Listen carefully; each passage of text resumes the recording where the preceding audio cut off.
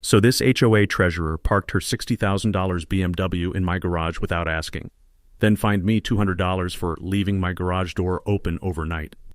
I dragged myself home after a 12-hour electrical shift, work boots crunching on gravel, and there's her pearl white luxury SUV dead center where my tools belong. Smell of her fancy leather mixing with motor oil, car alarm shrieking, and when I ask her to move, she waves fake emergency parking rules and tells me to learn community cooperation. 6 weeks later, I owned her house, and she was sobbing into my voicemail, begging me not to foreclose, while the whole neighborhood watched. But before I reveal exactly how her illegal power grab destroyed her financially, tell me, have you been steamrolled by some petty authority figure just because they could? Drop your location below. I want to see how many of us are done being pushed around. My name's Jake Morrison, and 2 years ago, I thought buying my first house in Willowbrook Estates was hitting the jackpot.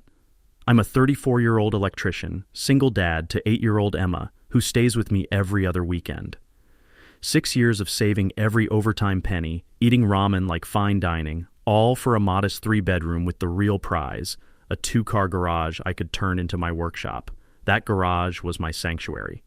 The smell of sawdust mixing with copper wire, my grandfather's weathered workbench with tools that actually built America, and space to create Emma's treehouse without some neighbor measuring my property lines. Recently inherited a small sum from Grandpa, too, finally had money for real home improvements, instead of just dreaming about them. The garage door opener had this satisfying mechanical rumble when it closed each evening, sealing off my world from the suburban theater outside. Willowbrook looked perfect. Middle-class homes built 2015 to 2018, young families, retirees, $180 monthly HOA for basic upkeep. Simple rules, I figured. Keep your lawn neat, don't paint your house neon, work hard, and mind your own business. Then I met Brenda Whitfield and learned that simple was never part of her vocabulary. Brenda's 52, drives that $60K BMW like it's a weapon, lives in the corner McMansion with the circular driveway that screams, "Bow before my superiority." She's HOA treasurer, which apparently translates to supreme dictator of suburban perfection. Her husband Brad works city planning, a fact she weaponizes in every conversation like verbal ammunition. Picture this: always perfectly coiffed, designer everything, with a smile that could make Arctic ice feel warm by comparison. The kind of woman who measures your grass height while pretending to exercise her designer purse dog. My first Brenda encounter happened 6 months after moving in. I was installing safety lighting for elderly Mrs. Chen, helping her feel secure after neighborhood break-ins, when suddenly there's this shadow looming over my work. Sharp click of expensive heels on concrete. Overwhelming cloud of perfume that probably cost more than my truck payment. "Excuse me," clipboard clutched like divine scripture, "but I don't see permits posted for this electrical work." I explained outdoor lighting doesn't need permits, showed my state license, offered to review safety codes. Her response? "I'll need to verify that with my husband. We simply cannot have questionable contractors compromising our property values." The way she said questionable contractors, like my 12 years of licensed experience and calloused hands meant nothing because I drove a work truck instead of leasing German luxury. That bitter metallic taste of being dismissed, that was my official welcome to Brenda's neighborhood. Over 18 months, she transformed suburban watchdogging into performance art. Dawn patrol with her violation notebook, documenting infractions like children's bikes on driveways or trash cans retrieved 11 minutes late. Woman made HOA enforcement her personal crusade against anyone who actually worked for a living, but her special treatment was reserved for residents who didn't match her community vision. Mrs. Chen got cited for aesthetically inappropriate decorations, her late veteran husband's memorial wind chimes. Tom Rodriguez faced fines for parking his work truck in his own driveway because commercial vehicles degrade residential character. The sound of Brenda's heels clicking became our neighborhood early warning system. Kids scattered like startled birds, window blinds twitched nervously. Everyone held their breath, hoping she'd pass without stopping to measure something with her little ruler. Emma, with that devastating 8-year-old honesty, once asked why the mean pretty lady always looks like she smelled something yucky out of the mouths of babes. I flew under her radar mostly, following every microscopic regulation, trimming grass to precisely 2.75 inches, parking my work van on the street to avoid giving her ammunition. But that Tuesday evening when I came home exhausted from a 12-hour job, I discovered Brenda had decided my garage was apparently community property. That Tuesday evening, I pulled into my driveway at 7:30 p.m. after installing emergency backup power for a medical clinic, one of those jobs where lives literally depend on your work being perfect. My steel-toed boots felt like concrete blocks, my tool belt had left permanent grooves in my shoulders, and all I wanted was to grab a beer and check on the treehouse project I'd been building for Emma. Instead, I found Brenda Whitfield's pearl-white BMW X5 parked dead center in my garage like she owned the place. Not partially blocking. Not squeezed to one side. Dead center with maybe 6 inches clearance on each side, positioned so perfectly that opening her doors would scratch my workbench. The smell of her car's leather interior mixed with my motor oil and sawdust, creating this weird clash of luxury and honest work that made my stomach turn. I stood there for a full 30 seconds, garage door remote in my hand, wondering if I was having some kind of exhaustion-induced hallucination.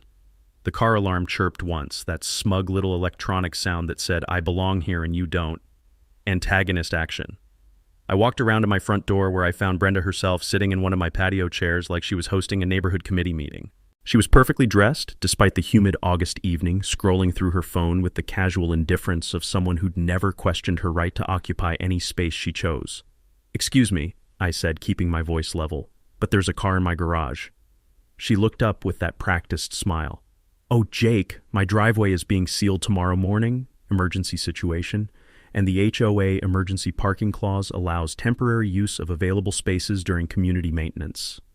I pulled out my phone and scrolled through the HOA documents while she watched with amusement, like I was a child trying to read a grown-up book. "Ma'am, I don't see any emergency parking clause in here." "Well," she stood up, smoothing her skirt, "I'm currently reviewing the bylaws for necessary updates. Consider this a pilot program for community cooperation during infrastructure improvements." Protagonist counterpunch. Here's where most people would have lost their temper and done something stupid. But 12 years of electrical work teaches you patience. One wrong move and you're dead. So instead of exploding, I did something that clearly wasn't in Brenda's playbook. I pulled out my phone and started recording. "So to be clear," I said calmly, "you're admitting that this emergency parking clause doesn't actually exist yet and you're using my private garage as a test case without my permission?" Her face went from smug to panicked in about 2 seconds. "You can't record me without consent." "Actually, I can. We're on my property, and this is a one-party consent state." Knowledge nugget. In most states, you can legally record conversations on your own property without the other party's permission. Essential for documenting harassment. Takeaway. Always check your state's recording laws before dealing with aggressive neighbors. She tried to grab my phone, but I stepped back. "Brad will hear about this?" "Good. I'd love to hear the city planning department's official position on fake HOA clauses." Mini twist. Her escalation. But Brenda wasn't done. The next morning, I found an official HOA violation notice taped to my front door. Failure to maintain community standards. Garage left open overnight, creating visual blight. Fine, $75, escalating to $200 if not resolved within 48 hours. There was a handwritten note attached. "Maybe next time you'll be more cooperative." "B," I called my buddy Derek, college roommate turned real estate attorney, while staring at the notice. "Jake," Derek laughed after I read it to him, "she just handed you a gift. She's literally fining you for the violation she caused. That's evidence of harassment and abuse of HOA authority. So what's my next move?" Research time. HOA formation documents are public record at the county office. Find out what authority they actually have versus what they claim to have. During my lunch break, I drove to the county courthouse, the taste of institutional coffee mixed with the musty smell of old filing cabinets as I dug through incorporation papers. What I found made me smile for the first time since this started. Her second move. Meanwhile, Brenda was busy. I came home to find she'd emailed the entire neighborhood. Urgent community notice, resident violation creating security concerns due to unsecured garage overnight. Board reviewing enhanced enforcement procedures. Emma called that evening, excited about her upcoming weekend visit. "Daddy, is my treehouse going to be ready?" "We might have to work around some obstacles, sweetheart." "Is the mean lady being mean again?" "Yeah, baby. But Daddy's learning how to be mean back, the right way." What Emma didn't know was that my county research had revealed something Brenda definitely didn't want the neighborhood finding out about. Friday morning hit me with a new level of audacity, one that even I hadn't expected from Brenda. Not only was her BMW still sitting in my garage like some luxury parasite, But she'd brought a friend, a sleek black Mercedes sedan, now sitting beside it, taking up every inch of space where my tools used to be. I found my electrical supply cabinet, the one with $3,000 worth of equipment, pushed against the back wall with a brand new padlock, where my lock used to be. My tools were scattered across my workbench like someone had been rummaging through a junk drawer, and there was a sticky note on my grandfather's old vise, quote, "Temporary relocation for client staging, community cooperation appreciated, -BW, end quote." The metallic taste of pure rage filled my mouth, mixed with the sharp smell of expensive car leather and whatever fancy perfume she'd sprayed around my workspace, like she was marking her territory. Instead of doing what every fiber of my being wanted to do, which involved those bolt cutters hanging on my garage wall, I did something that would hurt Brenda more than any tool could. I called the non-emergency police line. "Hi, I'd like to report a trespassing situation and possible theft of personal property." Officer Martinez arrived 20 minutes later, a solid guy who looked like he'd dealt with plenty of suburban drama. After documenting everything with photos, he said something that made my day. "Sir, this looks like harassment to me. Mind if I have a word with the vehicle owner?" Watching Brenda try to explain to a cop why she had the right to lock up someone else's tools in their own garage was like watching a masterclass in how not to talk to police. Her voice got higher with each excuse. Her hands fluttered like confused birds, and Officer Martinez's expression grew more skeptical by the minute. The sound of his pen clicking as he took notes was like a countdown timer to Brenda's credibility evaporating. "Ma'am," he finally said, "property deed trumps HOA agreement every time. You might want to remove your vehicles before this becomes a criminal matter." That afternoon, I drove to the county surveyor's office with a mission. I remembered Derek mentioning once during our college days that property deeds always trump HOA plat maps in legal disputes. The deed describes exactly what you own, while HOA maps are often based on preliminary surveys that don't reflect final construction. Your deed is the ultimate legal authority over your property, not what any HOA claims on their maps. The clerk, a helpful woman named Janet, who'd clearly seen her share of property disputes, pulled up my lot survey with the enthusiasm of someone about to deliver Christmas morning news. "Oh, honey," she said, pointing at the screen, "you own 18 inches more toward the street than your HOA thinks you do. See this line here? That's your actual boundary. Your garage is completely on your own property." The original developer had sold me the property with clear title to the entire garage footprint, but the HOA's formation documents used an outdated preliminary survey. That was legally worthless. I walked out of that office feeling like I'd just found the cheat code to Brenda's game. By Saturday, Brenda had escalated to full neighborhood social media warfare.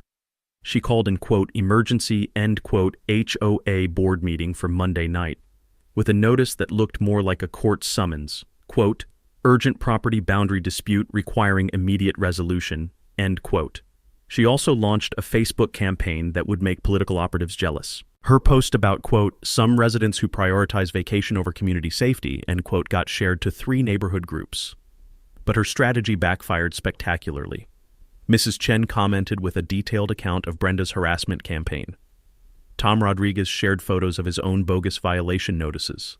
Sarah Mitchell posted a screenshot of the actual HOA bylaws, proving most of Brenda's, quote, "rules," end quote, existed only in her imagination. My personal favorite comment came from Janet Martinez, Officer Martinez's wife, as it turned out. Quote, "Funny how some people think badges give them the right to other people's property," with a rolling eyes emoji, end quote. Sunday morning brought Brenda's most desperate move yet. I woke up to find a city towing notice stuck to my work van. Apparently it violated, quote, "commercial vehicle restrictions," end quote, and would be towed Thursday morning. The beautiful irony? My van was parked legally on a public street, where I'd specifically put it to avoid any HOA issues, but Brenda's husband Brad had pulled strings at city planning to manufacture a violation that didn't exist.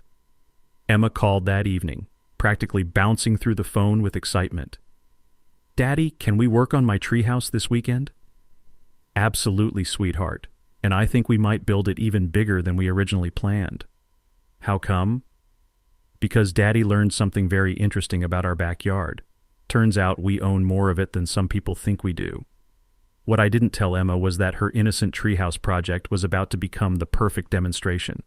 of exactly where my property lines really were, and who actually had the legal right to be there. Monday evening arrived with all the drama of a neighborhood soap opera. I walked into the Willowbrook Elementary cafeteria for the, quote, emergency, end quote, HOA meeting to find only 3 people sitting at a folding table that looked like it had been borrowed from a church basement sale. Brenda sat in the center wearing a navy blazer that screamed, quote, I'm in charge here, end quote. Flanking her were 2 board allies I'd never actually seen before, Harold something or other, a retiree who nodded at everything Brenda said like a dashboard bobblehead, and Patricia whoever, a woman who looked like she'd been professionally trained to purse her lips in disapproval. The cafeteria still smelled like today's lunch special, that unmistakable aroma of institutional mac and cheese mixed with industrial floor cleaner. It was about to smell a lot worse for Brenda. Where's everyone else? I asked, pulling out my phone to start recording. The other board members couldn't make it tonight, Brenda said with that practiced smile. But we have a quorum, so we can proceed with essential business.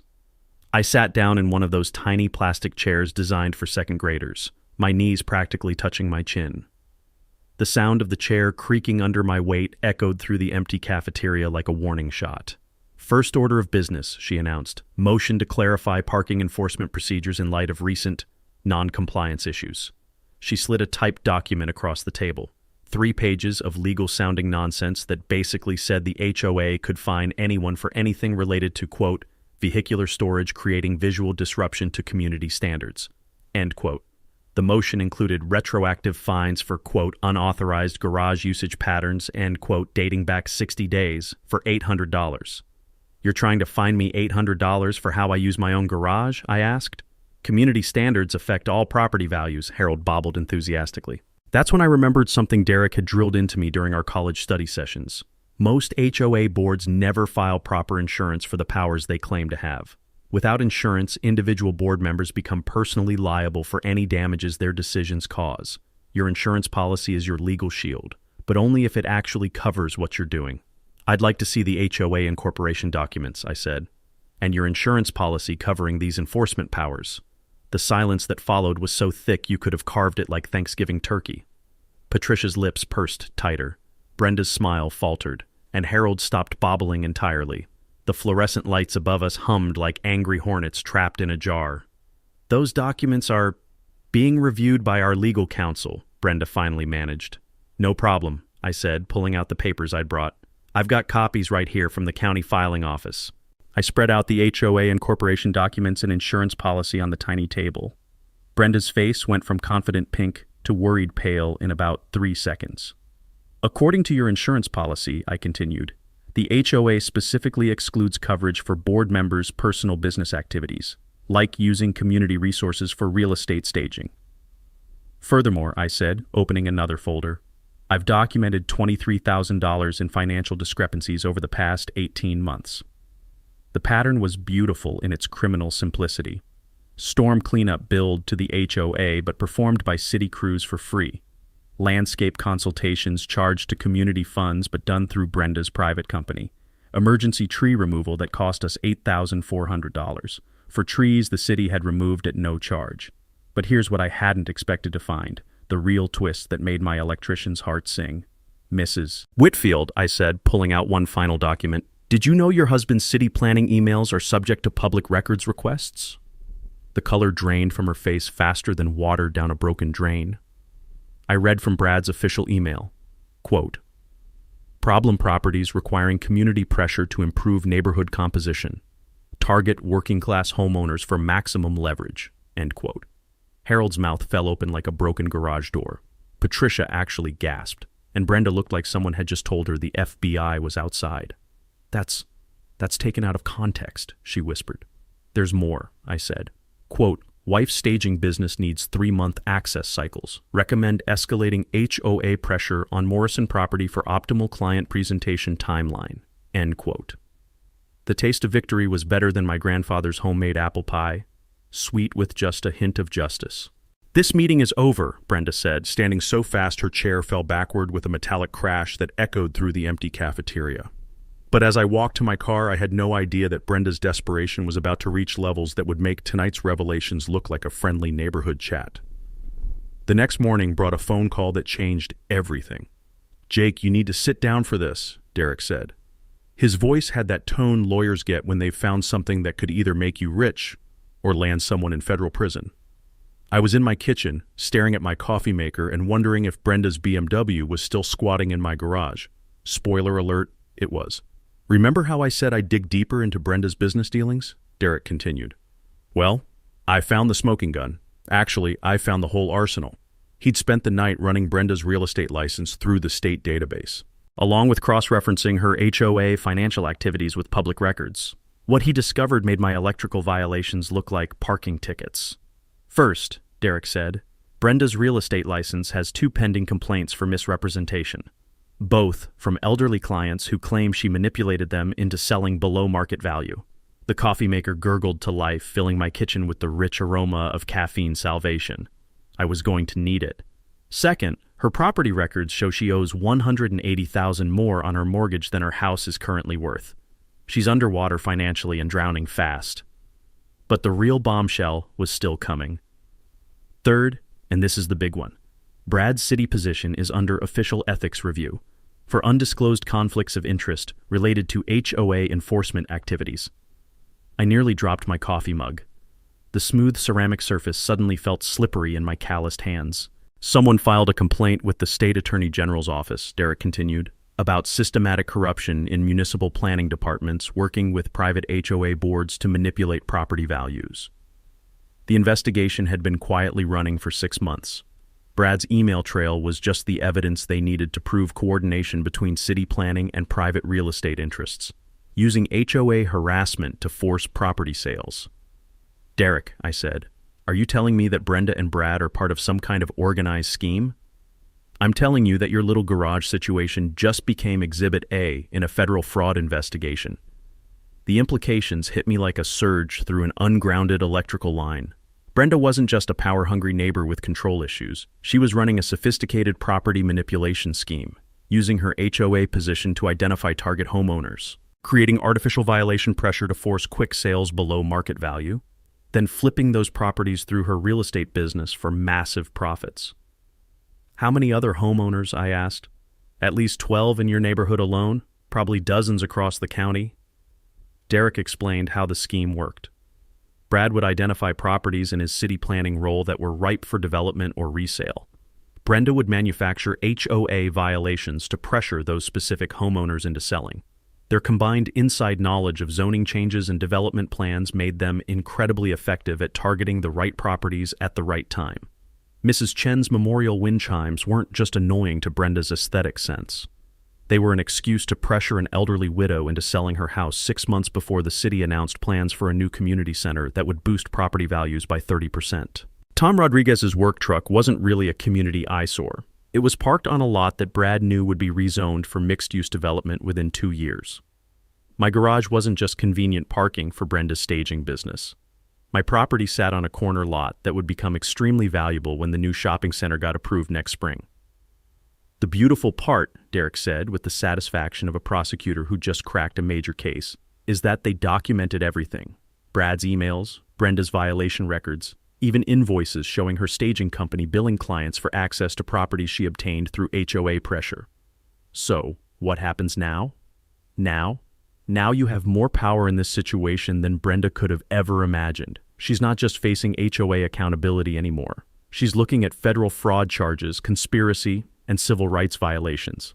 I hung up the phone and walked out to my garage, where Brenda's BMW still sat like a $40,000 confession letter. But now I understood something that changed my entire strategy. This wasn't about parking. This wasn't about property rights. This was about taking down a criminal enterprise that had been systematically stealing from working families across our entire county. Time to call in some bigger allies. Derek's revelation changed everything. This wasn't neighborhood drama anymore. This was organized crime disguised as suburban governance. And that meant I needed to think bigger than just getting my garage back. I spent Wednesday afternoon assembling what Derek called, quote, team justice, end quote.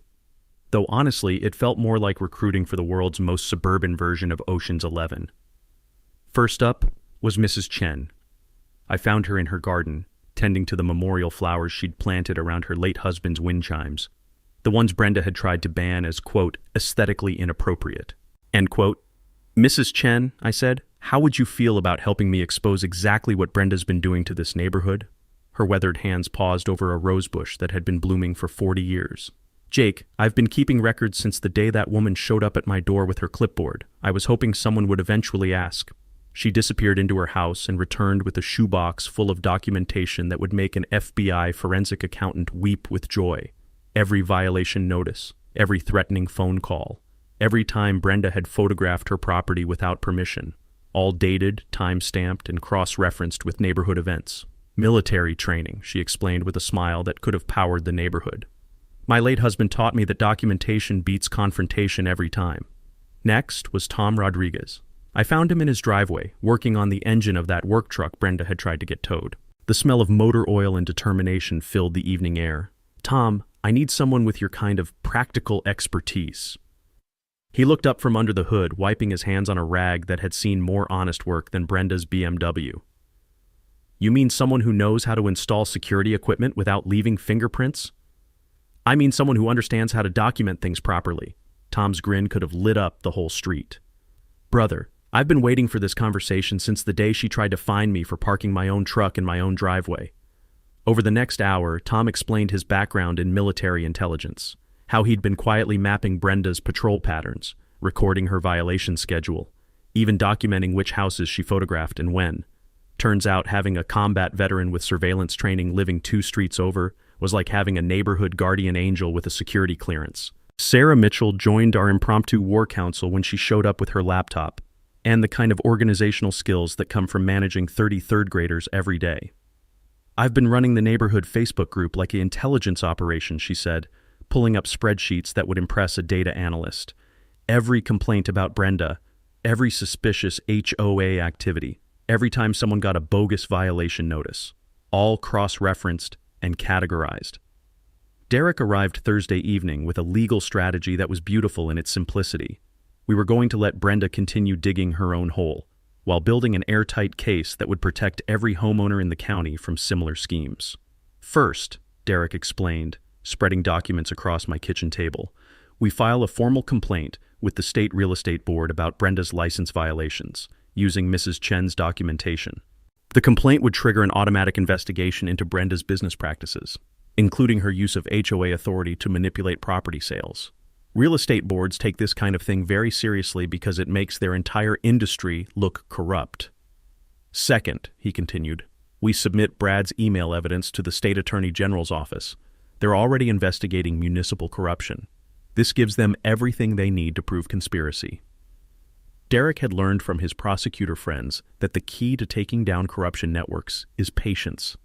Let them think they're winning while you build overwhelming evidence. Make them confident enough to keep committing crimes while you're recording everything.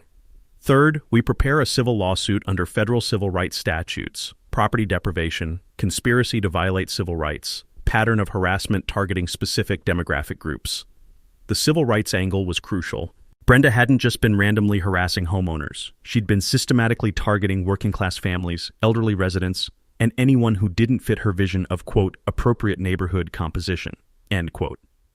But the real masterstroke was Derek's final suggestion. We're going to use your vacation time. I stared at him like he'd suggested I take up professional alligator wrestling. Think about it, Derek said. Narcissistic personalities like Brenda need constant control. They can't handle situations they can't manipulate. What happens if you just disappear for a couple weeks? The plan was elegantly simple. I'd take my accumulated vacation time and go camping with Emma, completely off the grid. No cell service, no internet, no way for Brenda to contact or manipulate me. Meanwhile, Tom would house sit and document every single thing Brenda did. Mrs. Chen would coordinate with other neighbors to record any escalating behavior. Sarah would monitor social media and keep the neighborhood informed. Without you there to react to, Derek explained, she'll have to show her true colors to everyone else. Narcissists can't help themselves when they think they're winning. The taste of anticipation was like the first bite of perfectly grilled barbecue. This was going to be satisfying in ways Brenda couldn't even imagine. Emma's weekend visit was coming up, and for the first time since this whole mess started, I was genuinely excited to tell her we were going camping. For 2 weeks of the most strategic relaxation of my life. Day 3 of our Yellowstone camping trip, and I was teaching Emma how to identify animal tracks by the creek when my satellite emergency communicator buzzed with a message from Tom. Quote, "She's lost her mind. Call when you can get signal." End quote. Emma was building a dam out of smooth river rocks, completely absorbed in her engineering project. The smell of pine needles and mountain air should have been relaxing. Instead, I found myself hiking to higher ground to get cell coverage, wondering what fresh hell Brenda had unleashed on the neighborhood. Tom answered on the first ring. "Jake, brother, this woman is unhinged. Day 1, she tried to get into your garage at 6 a.m. with a crowbar. I sat down on a boulder that had probably been there since the last ice age, watching eagles circle overhead while Tom described Brenda's escalating desperation. Day 2, she called a locksmith, claimed it was an HOA emergency inspection for electrical hazards. Locksmith took one look at her story and left. But here's the good part. I got it all on video. Tom had positioned cameras to cover every angle of my property, motion activated, infrared capable, uploading to cloud storage that Brenda couldn't tamper with. Military-grade surveillance disguised as standard home security. Day 3, that's today.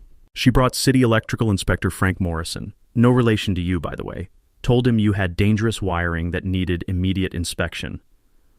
The beautiful thing about working in the electrical trade for 12 years is that you know every inspector in the county. Frank Morrison was a straight shooter who didn't appreciate being lied to about emergency situations. Frank took one look at her story and asked for the complaint filing number, Tom continued. When she couldn't provide one, he asked who reported the electrical hazard. When she said she did, he asked for her electrical license number.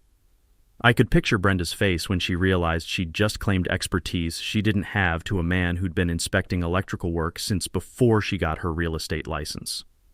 Frank told her that filing false electrical emergency reports was a misdemeanor. Then he left, but not before he gave me his card and said to call if she tried anything else. The mountain air was crisp and clean, carrying the sound of Emma's laughter as she tested her rock dam against the creek current. Meanwhile, 200 miles away, Brenda was apparently having a complete meltdown. But Jake, that's not even the worst part. Tom's voice dropped to that tone military guys use when they're about to describe something truly spectacular. Last night, around midnight, she tried to jimmy your garage lock with what looked like a butter knife. I confronted her, and she claimed she heard, quote, strange noises and was investigating community safety concerns, end quote. Please tell me you recorded that. Brother, I got her on camera attempting breaking and entering while explaining to a Marine veteran how community safety works. It's like watching someone fail a sobriety test while insisting they're the designated driver. Tom had filed a police report for attempted burglary. Officer Martinez took one look at the security footage and recommended that Brenda speak with a lawyer immediately. But her response to getting caught red-handed was even more revealing. She posted on the neighborhood Facebook group at 2 a.m., Tom said. Quote, "Some residents think vacation planning is more important than community safety. Dangerous electrical situations require immediate attention regardless of individual convenience." End quote. Sarah Mitchell had screenshot everything before Brenda could delete it. The 2 a.m. timestamp made it clear that she'd posted immediately after getting caught trying to break into my garage. The neighbors are turning against her, Tom continued. Mrs. Patterson from Oak Street commented that maybe people who break into garages at midnight aren't the best judges of community safety. Got 47 likes in 6 hours.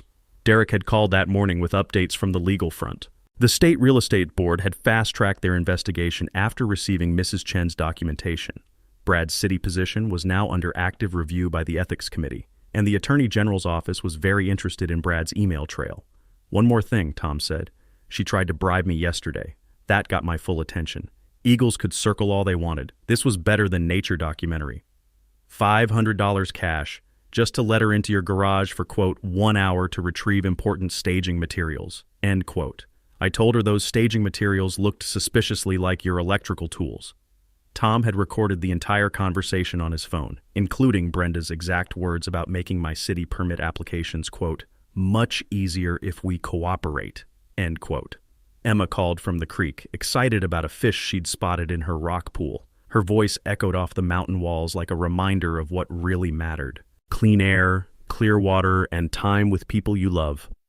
While 200 miles away, a corrupt HOA treasurer was systematically destroying her own life, trying to steal a garage that was never hers to begin with. Tom, I said, keep recording everything. I have a feeling she's just getting started. Day 9 of our camping trip, and Emma had just caught her first fish when my satellite communicator buzzed again. This time it was Sarah's number with an urgent message. Quote, "Emergency. Brenda hired someone to break in. Police involved. Call ASAP." End quote. I helped Emma release her rainbow trout back into the crystal-clear mountain stream, watching it dart away toward deeper water. The irony wasn't lost on me that we were practicing catch and release while Brenda was apparently escalating to actual crime. Sarah answered before the first ring finished. "Jake, she's completely lost it. Yesterday she approached Tom with a briefcase full of cash. Today she hired what can only be described as the world's worst burglar." The mountain silence was broken only by the sound of wind through pine trees and my blood pressure climbing toward dangerous levels. Around 2 p.m. today, Tom spotted some guy with bolt cutters trying to cut your garage lock. When Tom confronted him, the guy claimed to be a, quote, "licensed contractor working for the HOA," end quote. "No permit, no ID, no legitimate paperwork." I could hear the satisfaction in Sarah's voice as she described what happened next. Tom asked to see his contractor's license. Guy couldn't produce one. Tom asked for the HOA work order. Guy pulled out a handwritten note on Brenda's personal letterhead. Tom called the police. Officer Martinez arrived to find a man with no identification attempting to break into private property with tools that belonged in a prison escape movie. When pressed about who hired him, the guy immediately gave up Brenda's name and phone number. "Gets better," Sarah continued. Under questioning, he admitted Brenda paid him $200 cash to, quote, "retrieve staging materials from a garage that needed to be accessed for community safety," end quote. The criminal conspiracy charges were adding up faster than Emma's collection of interesting rocks. Attempted burglary, conspiracy to commit breaking and entering, filing false reports, and now soliciting criminal activity. But Jake, the nuclear bomb dropped this morning.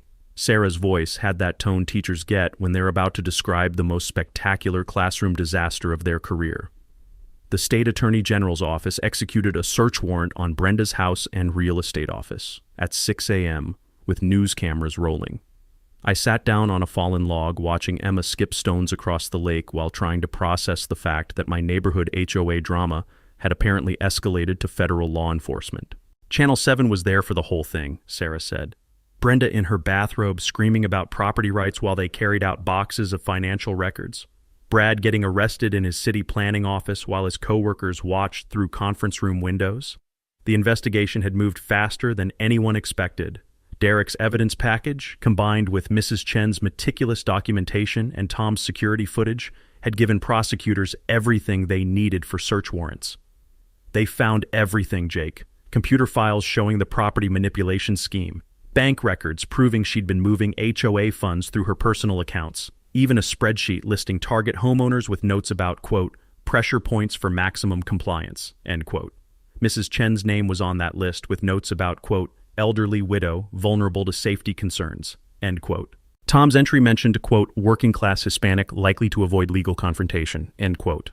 My file was the most detailed. Quote, single father, electrician, corner lot, high development potential, financial pressure through daughter's needs, end quote. The casual racism and classism documented in Brenda's own handwriting was going to make the civil rights case slam dunk simple. There's more, Sarah said. They arrested 4 other HOA board members across the county. This wasn't just Willowbrook. This was organized crime using suburban homeowner associations as cover. The scope was staggering. Dozens of neighborhoods, hundreds of manipulated property sales, millions of dollars in fraudulent transactions spanning 5 years. Derek called this morning, Sarah continued. The Attorney General's office wants to interview you when you get back, as a witness, not a suspect. You're officially the victim who exposed a federal conspiracy. Emma ran up with a perfect skipping stone, smooth and flat like a tiny pancake. Daddy, look what I found. Want to see how far it goes? Absolutely, sweetheart. While she demonstrated her improved stone skipping technique, Sarah delivered the final update. Oh, and Jake? Brenda called you 17 times yesterday. The voicemails. There's something special. 17 times? Started demanding, moved to pleading, ended with full sobbing breakdown. She's begging you not to press charges, offering to drop all HOA claims, even promising to buy your house for above market value if you'll just, quote, make this all go away, end quote. The mountain lake was mirror smooth, reflecting Emma's delighted face as her stone skipped 7 times before sinking. Pure joy in a place where the air was clean and people couldn't lie to you about fake parking regulations. Sarah, I said, save those voicemails. I have a feeling they're going to be very useful when we get home. Because in 3 days, Emma and I would be heading back to Willowbrook, where a federal investigation was waiting for us, and where Brenda's empire had finally collapsed under the weight of its own corruption. Day 14. Homecoming Day. Emma and I drove back into Willowbrook Estates to find our quiet suburban street transformed into something that looked like a cross between a news event and a block party. 3 news vans lined the curb, neighbors stood in clusters, talking and pointing, and there, in the middle of it all, was my house, with police tape still fluttering around Brenda's abandoned BMW. "Daddy, why are there so many people?" Emma asked, pressing her face to the car window. "Because sometimes when you stand up to bullies, other people pay attention." Tom met us in my driveway with a grin that could have powered the neighborhood and a folder thick enough to use as a weapon. "Welcome home, brother. Hope you're ready for your close-up." He handed me the folder while Emma ran to inspect her treehouse in progress. The documentation inside was beautiful. 17 attempts at breaking into my garage, 3 police reports, 1 arrest, and enough security footage to make a Netflix documentary. "Channel 7 wants to interview you in an hour," Tom said. Something about, quote, "the homeowner who exposed HOA corruption through strategic vacation planning," end quote. The interview setup was in Mrs. Chen's front yard, with my garage visible in the background. Producer wanted the visual of Brenda's BMW still sitting there like a $40,000 confession letter. 2 weeks of abandonment had not been kind to German luxury engineering. Detective Sarah Rodriguez, no relation to our neighbor Tom, arrived first to walk me through the criminal case timeline. Professional, thorough, and clearly enjoying the fact that a civilian had handed her a federal conspiracy case with a bow on top. "Mr. Morrison, your strategic documentation and the evidence gathered by your neighbors has resulted in charges against 14 individuals across 6 counties. This is the largest HOA fraud case in state history." She explained how the investigation had expanded beyond Brenda and Brad. The property manipulation scheme involved city planners, real estate agents, mortgage brokers, and HOA board members working together to systematically defraud homeowners. "Your garage situation was small potatoes compared to what we found, but it was the thread that unraveled everything." At 5 p.m., neighbors started gathering for what Sarah Mitchell had organized as a, quote, "community accountability meeting," end quote. The Willowbrook Elementary cafeteria was packed with 47 families, local media, and enough righteous anger to power a small city. Derek arrived with updates that sounded like something from a legal thriller. Brenda's real estate license had been permanently revoked. Brad had been terminated from city planning and banned from municipal employment. Their house was in foreclosure, and both were facing federal fraud charges with potential 20-year sentences. "But here's the beautiful part," Derek said, speaking to the crowd. "The civil settlement includes funding for a community legal defense fund. Any homeowner who faces HOA harassment can get free legal consultation." The applause was thunderous. Mrs. Chen stood up with tears in her eyes, holding a framed photo of her late husband. "My Henry served 3 tours defending democracy. He would have loved seeing it work right here in our neighborhood." Tom Rodriguez took the microphone next, his military bearing commanding instant respect. "What Jake did wasn't just stand up for himself. He stood up for all of us. Every working family who's been told we don't belong in our own neighborhoods." But the real mic drop moment came when they played Brenda's voicemails on the community speakers. 17 messages spanning 2 weeks, starting with demands, quote, "You need to return immediately and resolve this garage situation," end quote, escalating to threats, quote, "My husband's position gives us options you haven't considered," end quote, moving to bargaining, quote, "I'll drop all HOA violations if you just let me explain," end quote, and ending with complete breakdown, quote, "Please, Jake, I'm begging you. I'll pay above market value for your house. Just don't let them take everything," end quote. The gasps from the audience when they heard her admission of attempted bribery were audible, but the moment that brought the house down was her final message, recorded at 3 a.m. on day 12. Quote, "I never meant for it to go this far. I just wanted to control something. Everything's falling apart. And I thought if I could just make the neighborhood perfect, maybe Brad would stop drinking and we could save our marriage and I could stop feeling like such a failure," end quote. The raw desperation in her voice was almost tragic. Almost. Officer Martinez stood up from the back of the room. "Ladies and gentlemen, justice isn't always pretty, but it's necessary." Channel 7's reporter asked me for a final comment. With 47 neighbors watching, cameras rolling, and my daughter building block towers in the back of the room, I said the only thing that mattered. All I wanted was to use my own garage. Turns out that sometimes defending small things leads to protecting big things, like the right to exist in your own neighborhood without someone else's permission. The standing ovation lasted 3 minutes. Emma clapped so hard her little hands turned red. And somewhere across town, Brenda Whitfield was learning that karma doesn't take vacation days. 6 months later, and Emma's treehouse was finally finished. We built it exactly 18 inches past where Brenda had claimed my property line ended. Because when you own the land, you might as well use every inch of it. Emma was hanging upside down from her new rope ladder, her hair swinging like a pendulum while she explained the treehouse rules to her friend Madison from down the street. First rule, she announced with the authority of an 8-year-old architect. No mean people allowed. Second rule, everyone has to share snacks. Third rule, if you're mean to someone's daddy, you can't come up here ever. Smart kid. She'd learned more about property rights and community justice from this whole experience than most adults understand. The civil lawsuit settlement had been finalized last week. $12,000 plus legal fees paid out of the insurance policy that covered HOA board misconduct. Derek had been right about individual liability. Board members who operate outside their authority become personally responsible for damages. But I didn't keep the money. Instead, I used it to establish the Willowbrook Property Rights Defense Fund. $12,000 in seed money, plus Derek volunteering pro bono hours, plus Mrs. Chen serving as community ombudsman for elderly residents. Any homeowner facing HOA harassment could get free legal consultation and representation. The fund helped 3 families in the first month alone. Turned out Brenda's methods had been copied by power-hungry board members in other neighborhoods. But now word was spreading. Mess with working families. And there are people who know how to fight back. Mrs. Chen had become something of a neighborhood celebrity. Her documentation methods were so thorough that 2 other counties asked her to train their residents in proper record-keeping for HOA accountability. She started calling it her, quote, Democracy in Action Workshop.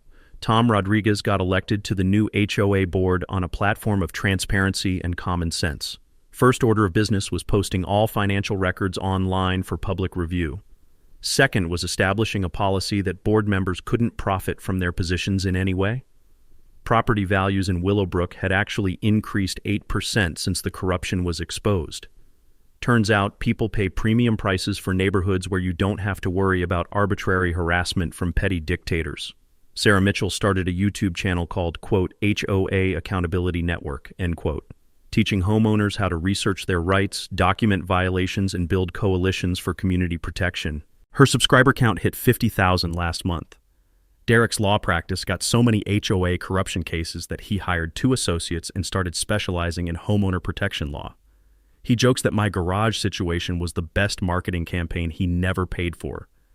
Emma's relationship with me had grown stronger through the whole experience. She'd learned that sometimes adults need to stand up to bullies too, and that doing the right thing isn't always easy, but it's always worth it. Daddy, she said one evening while we were grilling burgers in the backyard, are you proud of what we did? I'm proud of what you did, sweetheart. You were patient while Daddy learned how to be brave. Can we go camping again this summer? Absolutely, but this time, just for fun. The annual, quote, Garage Door Day barbecue had become a neighborhood tradition. Every August we celebrate the day ordinary people proved that corrupt authority doesn't get the last word. Kids draw chalk art about brave neighbors. Adults share property improvement projects without fear. And everyone remembers that democracy works best when citizens pay attention. Brenda and Brad both pled guilty to federal fraud charges. She got 18 months in minimum security prison. He got 2 years and permanent ban from government employment. Their house sold at auction for 60% of its previous value. Karma, as it turns out, is very expensive. But here's the thing I want you to remember. This story started with one woman parking in one man's garage without permission. It ended with federal investigations, criminal convictions, and protection for hundreds of families across multiple counties. Sometimes the biggest changes start with defending the smallest spaces. So here's my challenge for you. Share your own HOA nightmare story in the comments. You never know who might need to hear that they're not alone in fighting back against petty tyrants who think badges give them the right to run other people's lives. And subscribe and ring that bell, because next week I'm telling you about the time a city inspector tried to condemn someone's house for having too many books. And how one librarian fought back with a law nobody knew existed, because bullies only win when good people stay quiet, and Emma's treehouse rules still apply. No mean people allowed.